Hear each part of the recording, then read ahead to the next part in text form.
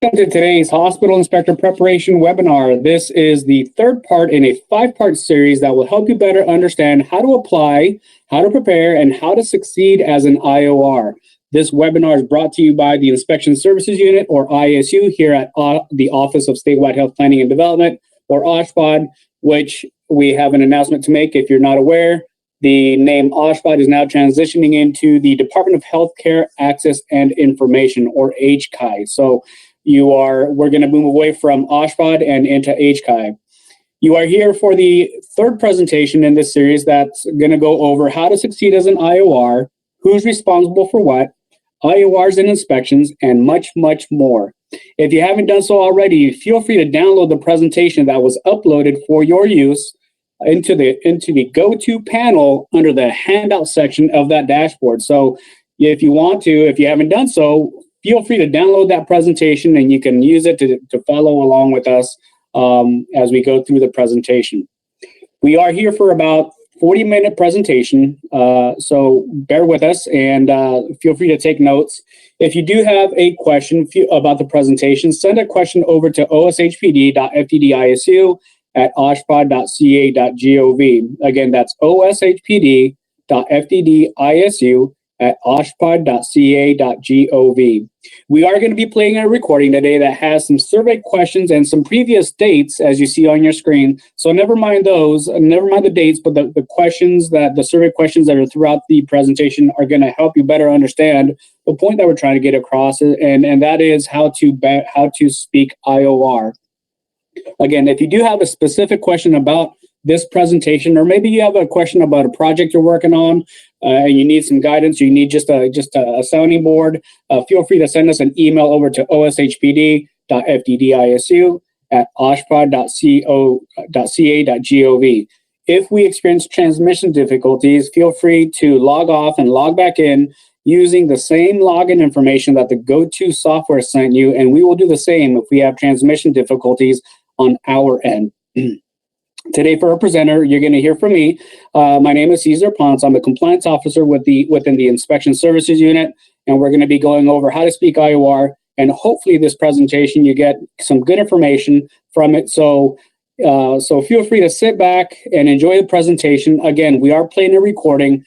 We will not be answering questions at the end of the presentation, but we will be answering questions throughout the presentation. So if you do have a question about the presentation and you want to type it into the questions section of the go-to dashboard, feel free. We do have the rest of the ISU team in the background, and we will be answering those questions as we go through the presentation. So again, reminder, we will not be answering questions at the end of the presentation, but we will be answering questions throughout the presentation if you type those questions into the go-to questions section of that dashboard. So without further ado, please sit back and enjoy the presentation.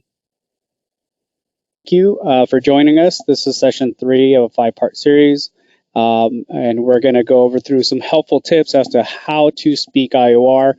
Hopefully you find this helpful.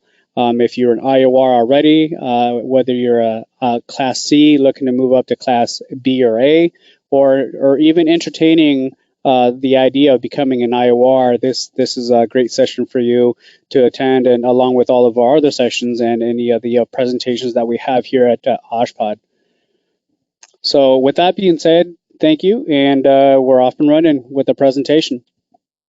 The agenda items that we're going to go over is how to succeed as an IOR, IOR safety, what's a TIO, who is responsible for what, IORs and inspections, IORs and OSHPD, IOR Daily Reports and Field Records, construction deviations and what to do with that, notices to OSHPD, and the California Energy Commission forms. So this is going to be, again, a lot of information, so keep up, and if you miss something or need further clarification, feel free to use that question box in the go-to software. So with that being said, how to succeed. Successful IOR, and how do you do that? So just know that OSHPD certification is not enough. This goes along with ICC certification or any other certification that you have. You should really have good knowledge comparable to the types of projects that you're assigned to as an IOR. So if you have a certification, just taking the exam and passing the exam is not gonna help you if you don't have that relevant experience. And it's good to have that experience and the background, and also know that with that, it's going to be one of the main points that I'm going to point out today is to be able to use your resources. If you don't have comparable experience, use your resources, whether it's another IOR or OSHPD, and we'll get into more into that as we go along through the presentation. And just know that you as an IOR, you help the project succeed. You need to have good communication. You need to have good code of ethics as well. Professionalism as an IOR. IORs are employed by the hospital governing board or authority approved by OSHPD and under the direction of the DPOR. And the DPOR is something that I'm going to mention fairly often during this presentation. And DPOR is the design professional of record. That could be anything from an architect or an engineer or some sort of engineer in licensed engineer, of course. Your duty to the project as an IOR. You need to avoid contingent arrangements, quid pro quo, or this for that. Be sure that your standard, your code of ethics is high, and make sure that you don't come in and say, I'm going to go ahead and let that slide if you do this other thing for me. That's, avoid those kind of arrangements. Don't accept gifts from approved agencies, special inspectors, third-party agencies, and DPORs, again, the design professional of records or construction managers.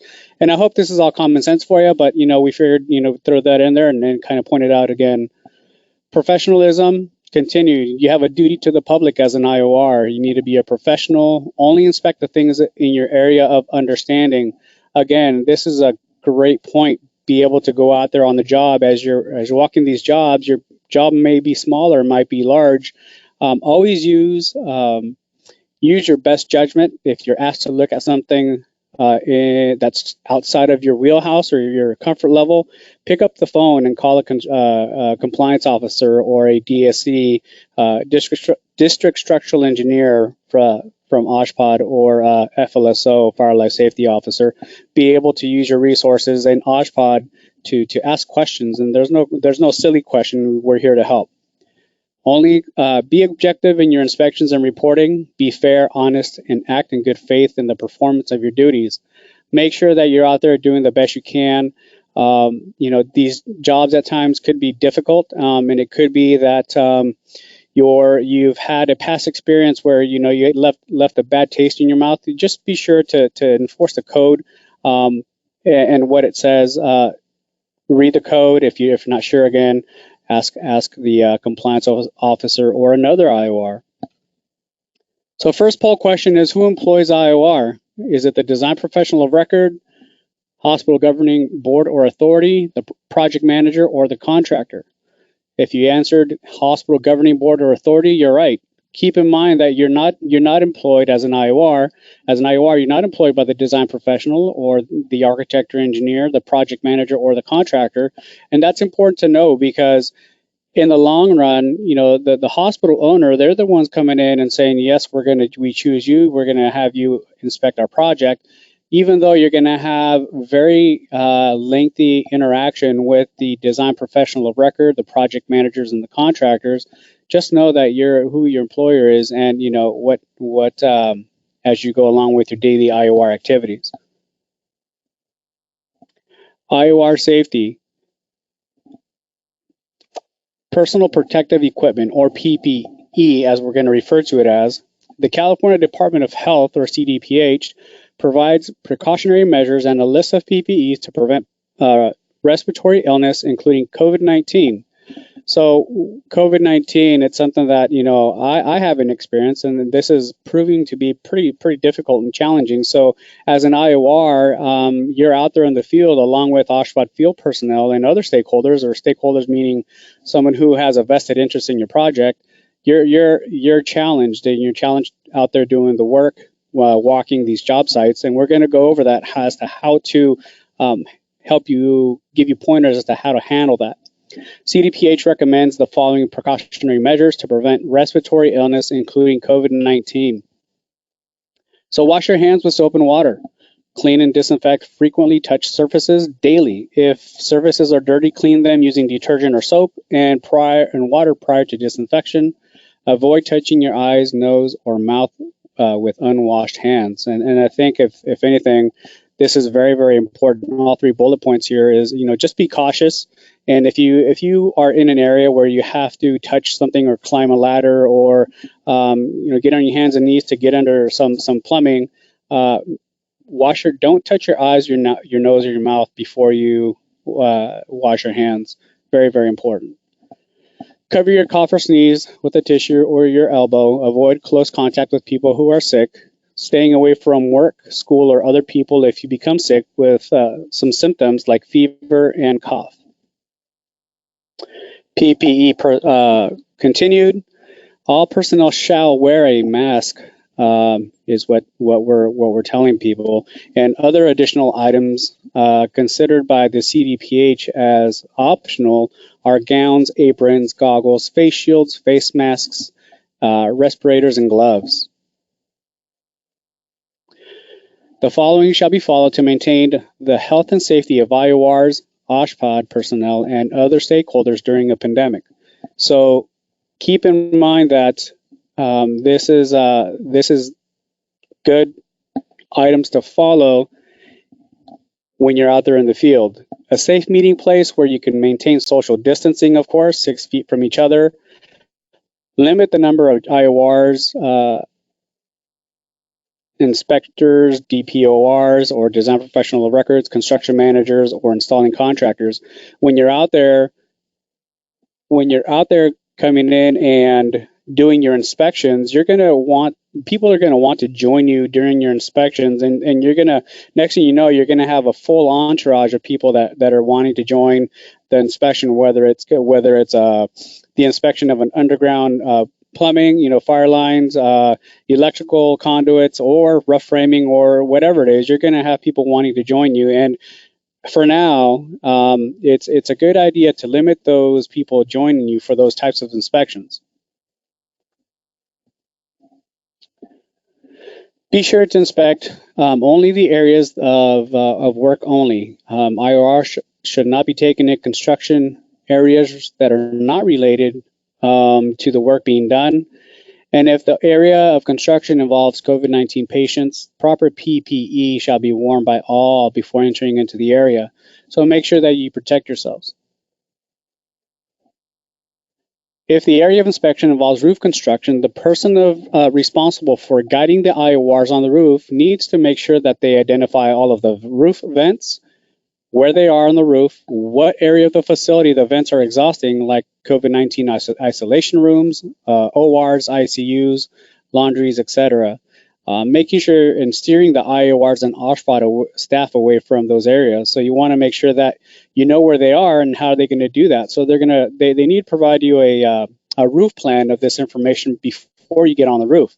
That way, once you get on the roof, if you have a vent that's fairly close, that's going to be fairly close to the area you're inspecting. You need to be able to stay away from that area as well. A poll question. When guiding the inspection team through the facility, the guide shall be responsible for what? Avoiding non-construction related areas, avoiding all areas with COVID-19 patients, identify all the roof vents exhausting COVID-19 areas, provide the inspection team a roof plan, or all of the above.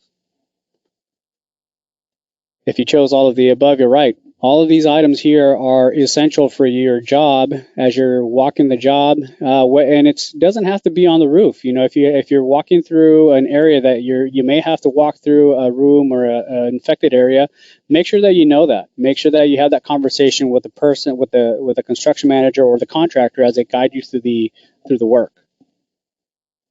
So, what is a testing, inspection, and observation program, the TIO? So this TIO program is crucial to OSHPD projects, and we're going to go over why in just a sec. So the TIO is a guide to assist the design professionals in the administration of construction projects under OSHPD's jurisdiction, and increases the collaboration, accountability, and cooperation, provides assistance for the efficient development and implementation of the code-required test, and clarifies the roles and responsibilities of the parties involved, and it better defines the milestones in each project. So this is a tool. This is a tool for the design professional to come in and do the administration of the actual project. Now, notice that we didn't say that the TIO is administered by the IOR.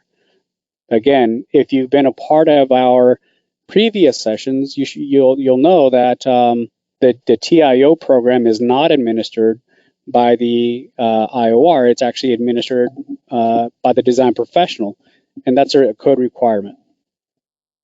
So this is what the TIO program looks like. This is a sample of section B, where the design professional will put a checkbox on the left-hand side where it says required, and they put a box in that section.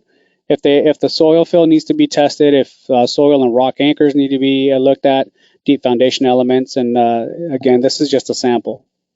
On the right-hand side, you'll see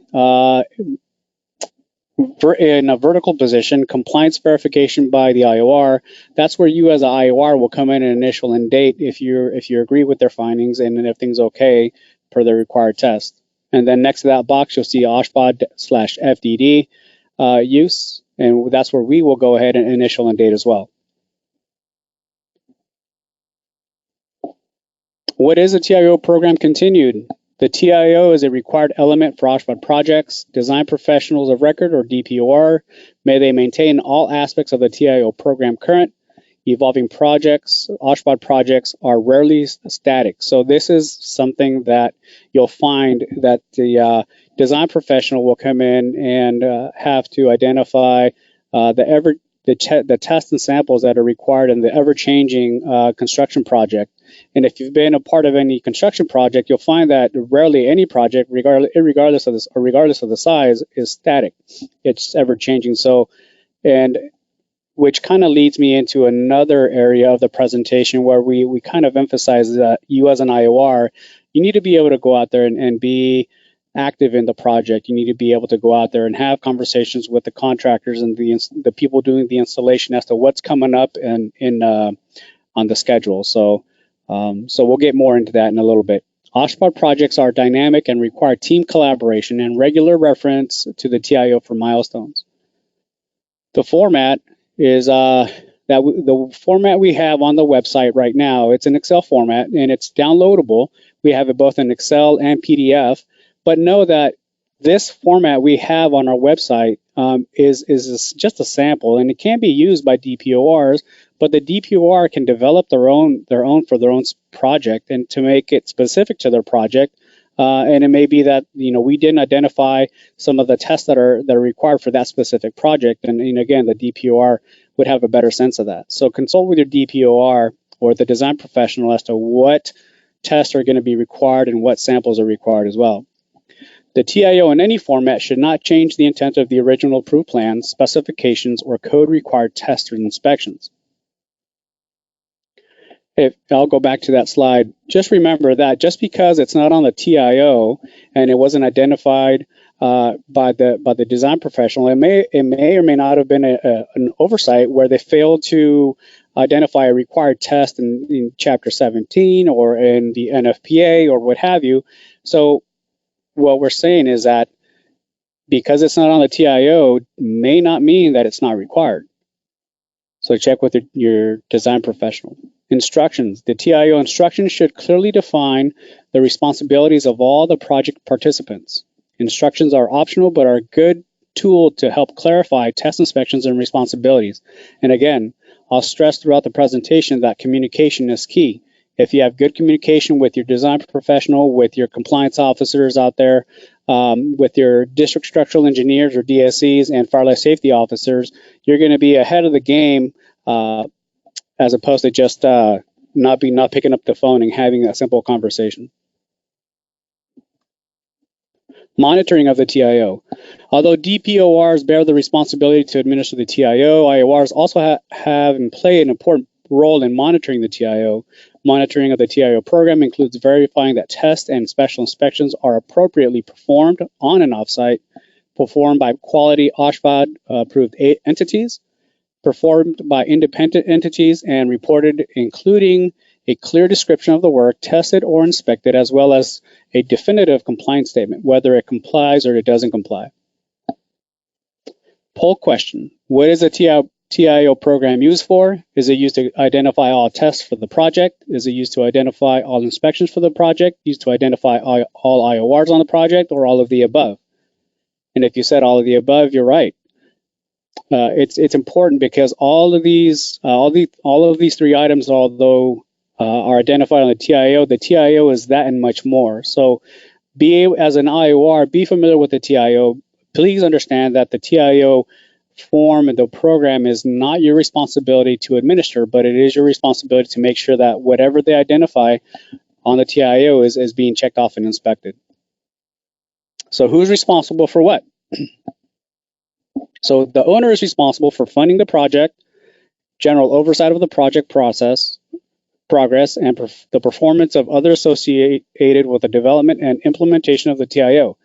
And guess what? Here we go again. The owner also employs the IOR. The Design Professional Record, or the DPOR, they coordinate with the owner, OSHPD staff, the IOR, and the design team. They also gather and distribute all verified compliance reports and test and special inspection reports. And here we go, the TIO program. This is theirs.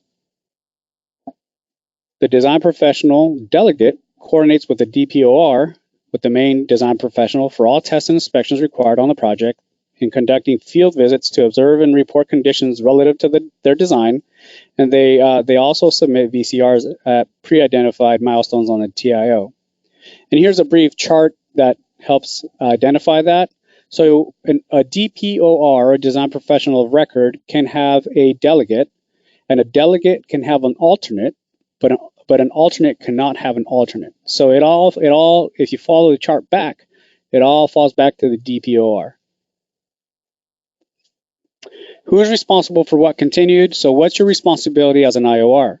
You oversee all the quality assurance of the project and reporting and validating of the work done by testing laboratories, owner-provided third-party agencies like the installing contractors, and the owner-provided third-party special inspectors as well. The IOR is also responsible for gathering, maintaining, and validating related test and inspection documents, such as credentials of special inspectors, and that's the code section that says you have to do that, collection of OSHPD test and special inspection forms, distribution of OSHPD staff field reports to contractor, owner, and DPOR. You're also responsible for validating the work done by contractors, submitting VCRs to the DPOR as identified on the milestones on the TIO, keeping records relative to sign-offs, performing all IOR tests and inspections identified on the TIO as IOR responsibility. The hospitals, per this section in the administrative code, so CAC California Administrative Code section 7-144 says the hospital shall provide for competent, adequate, and continuous inspection by one or more IORs. When the hospital proposes more than one IOR, then this is what needs to happen. On the TIO, a lead IOR needs to be identified to coordinate and communicate with the office. All other IORs also need to be approved by OSHPD prior to working on the project. And on the TIO, you'll find that the IOR, the lead IOR, will be identified, and all of the other IORs shall be identified as to what scope of the project they're going to be responsible for inspecting. So, poll question: who is responsible for the TIO? Is it the IOR, hospital owner, DPOR, or the contractor? And if you thought the DPOR, you're right. I think we stressed that a couple of times. So I'm hoping you got it. IORs and inspections. So what's a competent inspection? It's reporting of all inconsistencies or seeming errors in the approved construction documents, preparing complete and accurate field reports for each day or portion of the day present at a job site, noting all construction deficiencies or deviations from the approved construction documents, and making sure you note the date, time, and method of correction for the deficiencies, and notifying the contractor in writing of any deficiencies from the approved construction documents which have not been immediately corrected by the contractor. So this is key. As you as you walk these jobs as an IOR, you'll find that you're on your way to do an inspection. You'll look at something and you'll say, hey, by the way, this isn't done. Don't cover it up until I approve it. And the response you might get is, well, we're not done with that work. So kind of keep walking. So if you find something that it is not right, then the contractor needs to correct it immediately. And if they don't correct it immediately, then you need to notify the owner, the contractor, and OSHPD in writing. Adequate inspection, what does that mean? So SOP 10-07 means it's a document on our website, Standard Operating Procedures 10-07, and it kind of clarifies what the adequate inspection is we're looking for. The IOR on the job site has to be on the job site and has obtained the required personal knowledge by continuous inspection. And we'll go into continuous inspection on the next slides. IOR personal knowledge, H&SC means Health and Safety Code, section 129830. And this is what it says. The inspector's personal continuous inspection of the work of construction in all stages of its progress at the site where the inspector is responsible for inspection. It also means that when work is carried away from the site, that personal knowledge that is obtained from reporting of others on the testing of or inspection of materials and workmanship for compliance with plans, specifications, or applicable standards. So an example of continuous inspections, it could be something like concrete pours. It could be something like masonry, spray applied fireproofing, etc. So it's continuous inspection is inspection of the work that cannot be inspected after it's placed, right? So if you're needing to look at the placement of the concrete and the specs call for a concrete vibrator needing to be used, you need to be sure that it's there. The concrete vibrator is there, being used as the right size. If it's too big, it might blow out the frame, the framing for it, etc. So your presence and your inspection is needed continuously during, as examples of these type of applications. IORs and inspections continued. The reporting of others. Reasonable diligence shall be exercised in obtaining the facts, such as confirming the special inspector's qualifications, and we'll get more into that in the next slides. Periodic visits to the location where the off-site work is being performed to ensure that the appropriate qualified staff are present and ensure appropriate staff are performing their work in a competent, code-compliant manner. So a periodic inspection, this is something that can be inspected after it's installed, such as rough frame. So in a rough frame, you have rough electrical, rough plumbing, rough mechanical, and rough and structural members. You can inspect all of this stuff, the majority of stuff, I'd say 99% of the stuff, before it's covered up, but after it's installed. So this would be an example of periodic inspections. It's also important to note that IOR shall not have or assume any duties which will prevent you from doing the continuous inspection on these projects which you've been approved for. So this code section here identifies what I just said, and the reason I have this picture of Southern California and the LA area is that you may be approved to work on two different projects that are 10, 15 miles apart, but because of unforeseen circumstances such as traffic, you won't be able to get from one job to the other, and you're not going to be able to perform your IOR duties as required. So poll question, should an IOR assume jobs even if it will prevent him or her from providing continuous inspection? Yes. Yes if approved by the design professional of record. Yes if jobs are close to each other. Or no. The answer is no. So if you can't do the job, it's probably best you don't take on the job because we'll get into OSHPD and IORs and what OSHPD will expect of you more than we already have and what we can get into. So observation by OSHPD, what do? During the construction of any health facility, the office or OSHPD shall make such observations such as in its judgment is necessary or proper for the enforcement of the regulations and all of the applicable parts in the California Building Standards Code. So that's usually Title 24, what people refer to it as, and it includes all of its parts. So this includes scheduled and non-scheduled visits by OSHPD. So know that just because we don't give you a heads up that we're going to stop by, we can stop by if it's on our way to another job and ask you to provide documentation as allows us in the code. And we're hoping that you're there and doing the continuous inspections as needed. Best practice, again, communicate and establish with FDD or us, FDD, OSHPD, field staff, their intended observation plan and milestones and IOR inspection expectations. So again, communication is key. Be able to come in and use OSHPD as a resource to say, hey, listen, this is what we have going on this project. What are you going to want to see from me? And that's a great opportunity to discuss the project at length and better understand what we're looking for. OSHPD field visits. What's that going to include, and what should you do as an IOR? So the IOR needs to prepare documentation for various inspections to ensure inspections were adequately and competently conducted. The records need to be up to date with codes, plans, and specifications, and the approved changes.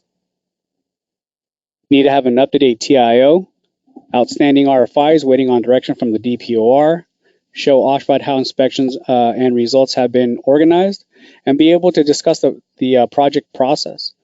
Also be able to identify any problems being faced in the field, to discuss IOR and DPR communication with like frequency of meetings, and provide OSHPD a tour of the facility to outline progress and concerns. This is a point I want to stress, is to be able to go out, time permitting, walk the job site with the OSHPD rep field staff and identify the sections that you're concerned with. This is a great opportunity for you to further enhance that communication with OSHPD and just have that communication and have the discussion, what code section applies, what your concern is and why the concern is.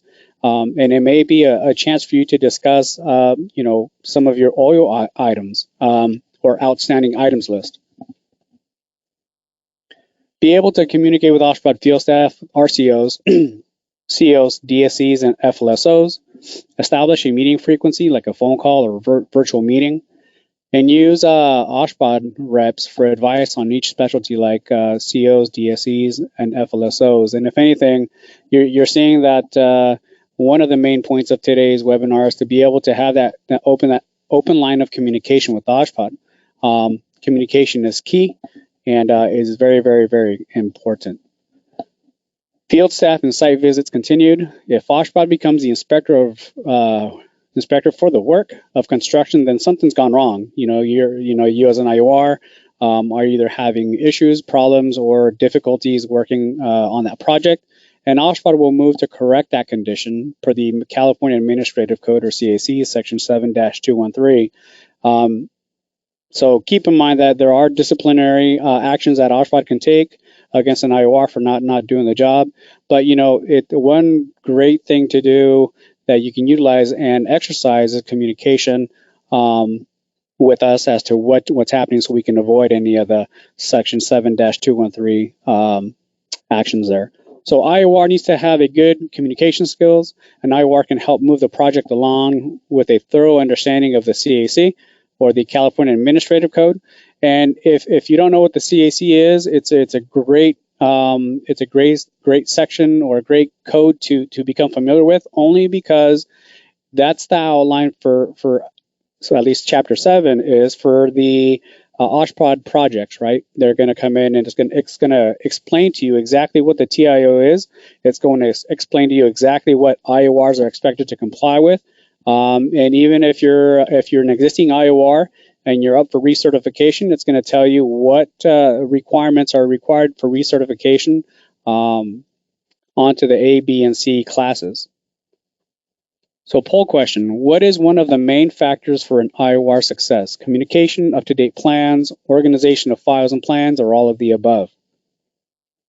Again, this is, I hope it's common sense, but we're here to point it out. And Again, communication, up-to-date plans is great. That's something that you'll be faced out on the job site, ever changing. Remember, we said that the projects are typically not static and always changing. So make sure you have up-to-date plans, and those plans have a stamp of approval on those. And make sure that you're out there inspecting to an approved set of construction documents. Very, very, very often you'll find that because the project is non-static, you're going to have RFIs coming out and you're going to have people saying, this is how we want you to build it.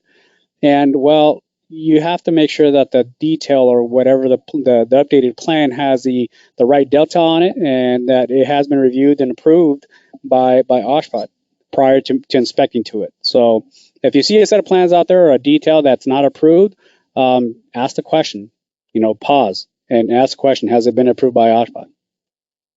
IOR Daily Reports and Field Records. Field records, per the section of the California Administrative Code, says that IORs need to provide a daily report while on the job. The report shall include time of arrival, departure, summary of work in progress, deficiencies in construction, and deviations from approved construction documents, date, time, and method of correction for deficiencies and deviations. I also want to add that I've seen reports where they also include the temperature outside, and they include what kind of weather the day had. And it's important because if you ever need to look back on your report and you want to know why the concrete didn't cure right, or why the intumescent paint on a structural member didn't do its job, you want to be able to say, well, look, it was too cold on this day, and I told them they shouldn't have applied it because it was, colder than allowed by the specifications for the material being applied, and it's going to be a record of your actions out there in the field, and it's going to help you down the line. So IOR shall maintain field records on site, and you need to include your daily reports. You also need to have all test and special inspection reports, a list of test reports for all non-conforming materials or defective workmanship, and shall indicate the method of correction. Approved construction documents like complete plans, specifications, addendas, and deferred submittals, and COs, etc. Of course, you need to have the TIO program and a building permit. So, field records continued. When we get into field records for the IOR, there are specific items in the code that says for concrete, in addition to the daily report, you need to make sure that you identify the time, date of placing for the concrete, time, date of removal of forms and shoring, location of defective concrete, and time and date of method of correction if there was an issue, and then the log of changes, and this includes all OSHPD's determination of materials change or not. And also, for welding, the code also wants all of this to be identified in your daily report when it comes to welding. And you need to identify ID marks of welders, list of defective welds, manner of correction of defects, and other related events. For pile-driven foundation, the administrative code also wants location, i.e. grid lines in proximity to. And I'll pause here, and I'll use this suggestion to tell everybody that it's also a great idea in your daily report, if you're out there inspecting on a large project or even a small project, a certain area, whether it's plumbing, electrical, structural, fire sprinkler alarms, or what have you, to identify where on the project you did your inspection, and identify the grid lines in your daily report. For example, if you're going out doing an inspection of rough plumbing on a project and it's on the second floor, on your daily report, identify what sheet, what grid line, whether it's J12 in room number 125, to better help identify what section of the area of the project you inspected. And that suggestion is a great suggestion for any inspection that you do out in the field. So coming back to driven pile foundations, identify the length, penetration under the last 10 blows for each pile, and description of the piles used, the name, the model number, and also include the description of the equipment condition being used. Poll question. Are IORs required to maintain daily reports for every day or portion of the day when they are on the job site? Yes, no, or sometimes. Answer is yes. Construction deviations. So what happens if you see something that doesn't look right? So hospital construction projects are often very complicated. Because of their complexity, the project often requires tests for information, RFIs, which at times changes the details and other aspects of construction and subsequently requires the project to be built out of line from the approved construction document. So what do you do? If the IOR encounters deviations from the approved construction documents, then you need to make sure the contractor is aware of the deviations, like we mentioned before. If the deviations are not corrected immediately, notify the contractor, architect, engineer, and OSHPD in writing. Copies of those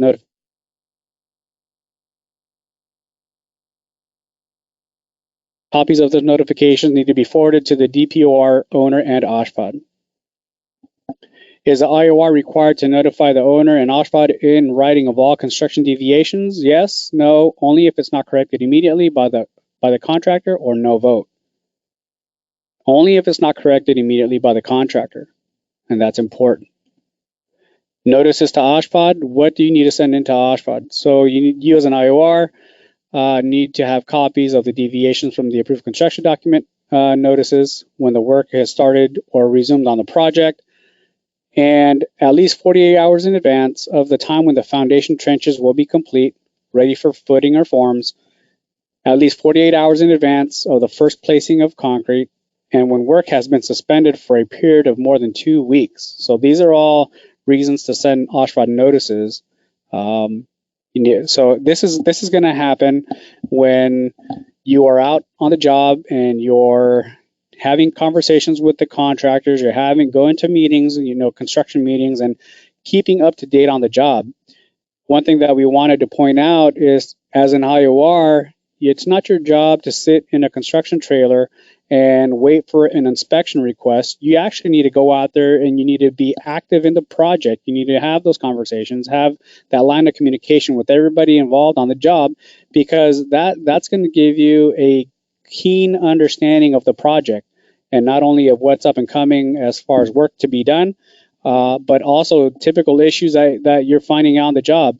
And walking and talking with the people doing the work, you'll find that, hey, so-and-so is having issues installing, an electrical conduit because they ran into a plumbing line. So what are we going to do there? So that's, keep up on the project, and stuff like that is always helpful. The California Energy Commission forms, or the CEC forms, this is something new to OSHPD that's been introduced in the California Administrative Code. And we'll briefly go over what it means for the IOR. So before we get there, we'll go ahead and identify what are they. So the forms identified on the TIO by the DPOR are required to be completed under the purview of the installing contractor when it comes to the CEC documents. And the document is going to say, identify what was installed to meet the CEC non-residential compliance forms. And just kind of a FYI, as we see the next slides, the field technician is the installing contractor. Licensed installing contractor equals a responsible person. So the field technician declaration statement, what they're going to sign and date and provide all the information. And what they're doing is they're saying, hey, I, as a field tech or the installing contractor, under penalty of perjury, I installed what the material is on the job site per the approved construction documents, and to the best of my knowledge is code compliant. And the same thing is true for the responsible person or the licensed contractor. They, under penalty of perjury, are coming in and saying what's installed is approved per the approved construction documents to the best of their knowledge. So what's your responsibility as an IOR? Upon completion of the CEC forms, the IOR will review for compliance with the approved construction documents and the TIO program and indicate their concurrence with an initial and date on the TIO. These documents are submitted to the IOR by the author of the report per this section, and the record shall be made available upon request at the project by submitted to the hospital owner upon the project completion. And these records can also be asked to be produced by OSHPD, a field staff, when they come visit the job. So if you have any more information, or if you need any more information about the CEC forms, this is a good contact information form, whether it's the 1-800 number outside of California. You can use that phone number there, the 916, or you can send an email to title24@energy.ca.gov. All right, that